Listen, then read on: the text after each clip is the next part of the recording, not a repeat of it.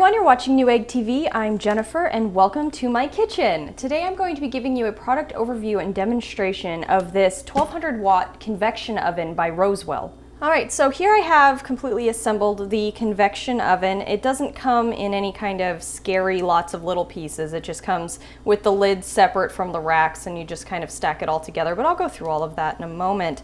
I just wanted to point out some of the benefits of cooking with a convection oven like this one is that it uses about 70 to 80% less power than a traditional electric oven would because it occupies a lot less space, and also the fans inside help circulate air around the food while it's cooking, so that actually helps food cook 20 to 30% faster. The voltage on this is 120 volts and the rated power is 1200 watts. The thermostat goes from 150 to 482 degrees Fahrenheit. It has a timer here that goes up to 60 minutes. Then next to it right here is the thermostat. So you turn the temperature to your desired setting for that particular item that you're cooking. And then there's also a handle here that helps you remove the lid once your food is done. It comes with a set of tongs for grabbing large items out of the convection oven once it's finished cooking. And now let me kind of disassemble it into its various parts. I can show you. Here's how the lid comes off, and the power is attached to the lid. Now the first time you use this, you're going to want to go ahead and just gently wipe down all of the interior and exterior surfaces with just a warm cloth, a warm wet cloth with maybe a little bit of mild soap, and then another wipe down with just a warm wet washcloth. And then you will plug it in. Set the timer for 10 minutes and set the temperature to 392 degrees and allow it to warm for 10 minutes. Once the timer goes off, allow it to cool down for 10 more minutes, and that will complete the curing process before the first time you cook. I've already done that for us today, and you can see here there's like a little menu with some just general rules of thumb for cooking chicken and some kind of bone-in meat, lobster. I would definitely refer to the cooking instructions always when deciding what heat and what time. I think this is a little too general across the top here, but it just kind of can give you a good idea as you're prepping your food about how long your meal is going to take to prepare. So you have your timer here, as I said, and also your thermostat. This is your power indicator light and also your heating indicator light, so that you know that it is plugged in and also heating when it's on. There's the handle on the top that allows you to remove the lid once food is cooked, and keeping all of your arms and hands away from the hot surface of the lid. Now this is a glass and stainless steel and plastic construction. All of the surfaces are glossed to allow for easy wipe down. Once you're done cooking, you need to make sure to never immerse this in water when you're cleaning it, but instead just gently wipe the glass surfaces once it's cooled, and wipe the plastic surfaces down, but don't actually submerge this in a sink full of water. Obviously it's electric, that's where the heating element is, you're going to fry it.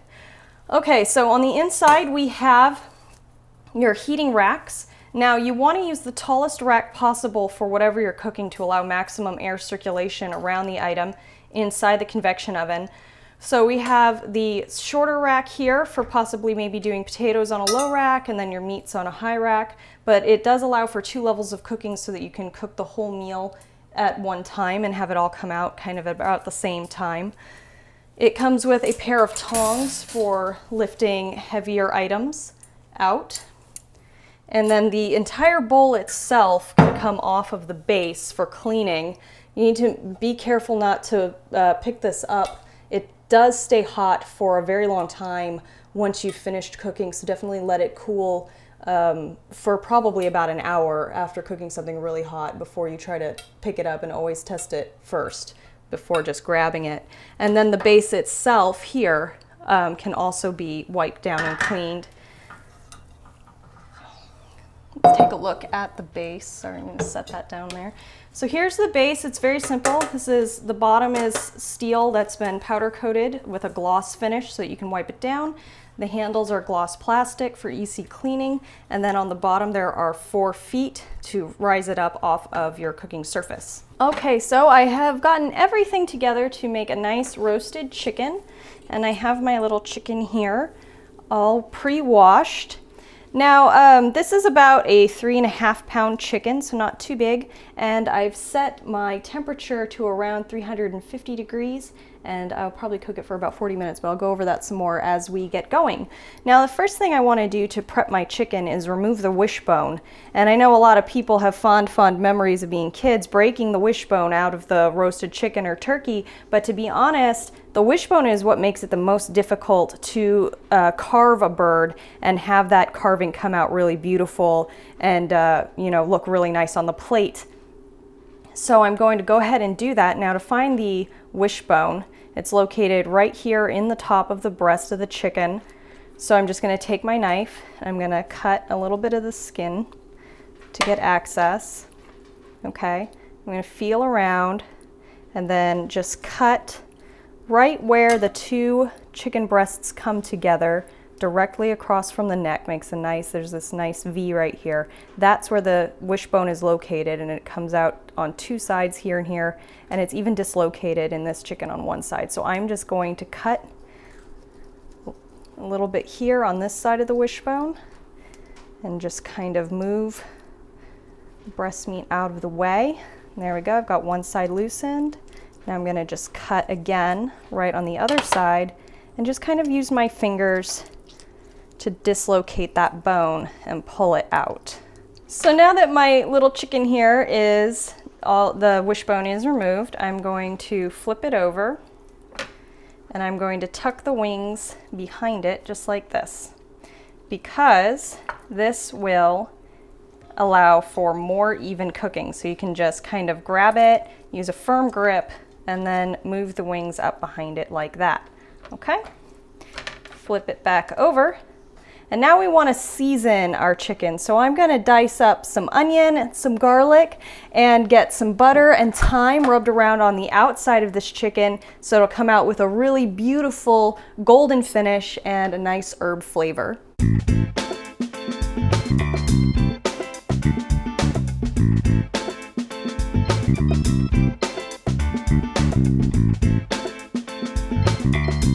All right, so now that I have all of the ingredients together that I'm going to dress this chicken with, let's get him going so we can get it into the roaster.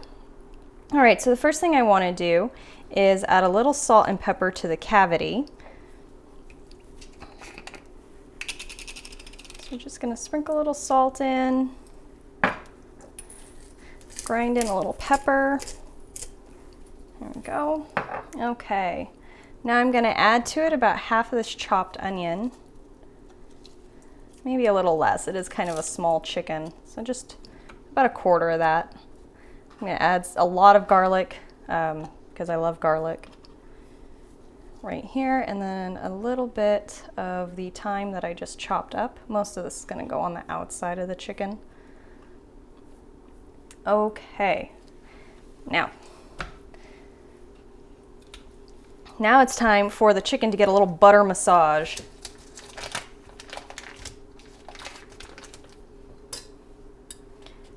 So I'm just going to take a couple tablespoons of butter. And this is the fun part. This is room temperature butter, so I'm just going to mash it in between my hands and rub it all over the chicken. So we're going to give it a little dusting, some salt so it'll have a nice crust, and pepper. And then we're going to take the thyme, sprinkle that over, give it a few pats so that the thyme will just stick right to the butter. Make it all beautiful.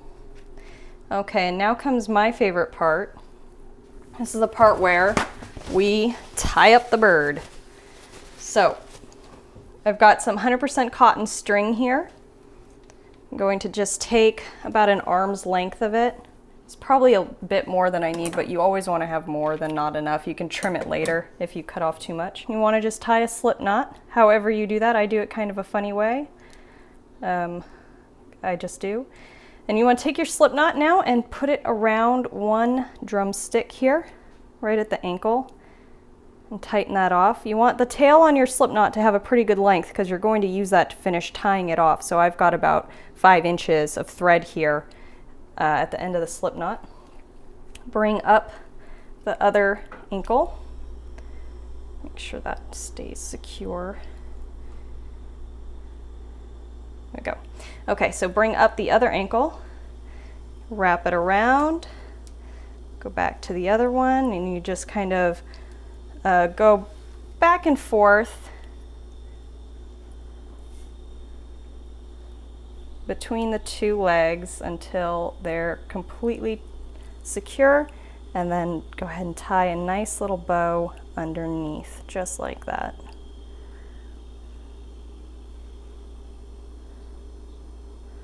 Okay, now the beauty of using the convection oven is there's no preheat time.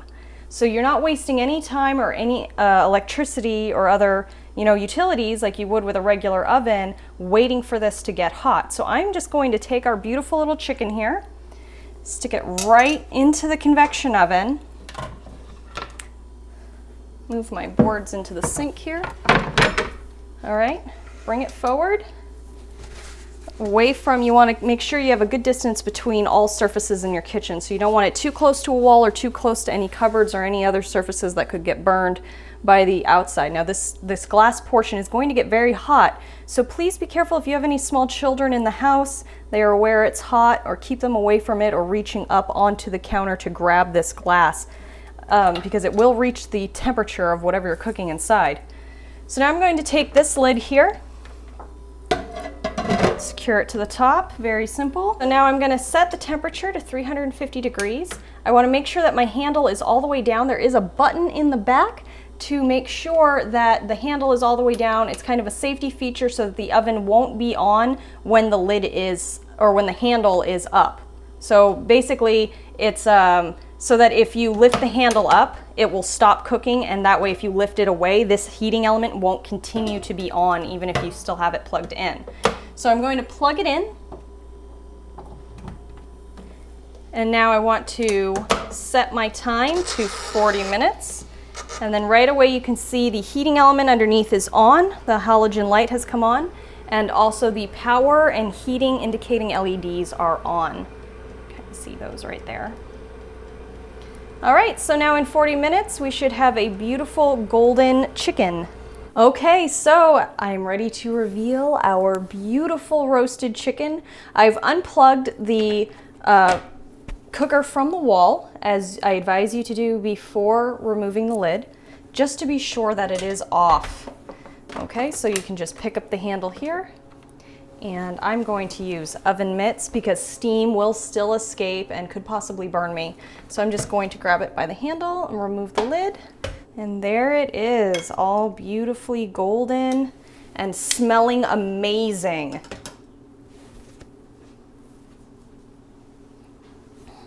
All right, well, thank you for joining me in my kitchen today. If you've liked this video or found it informational, please like it and subscribe to our various YouTube channels.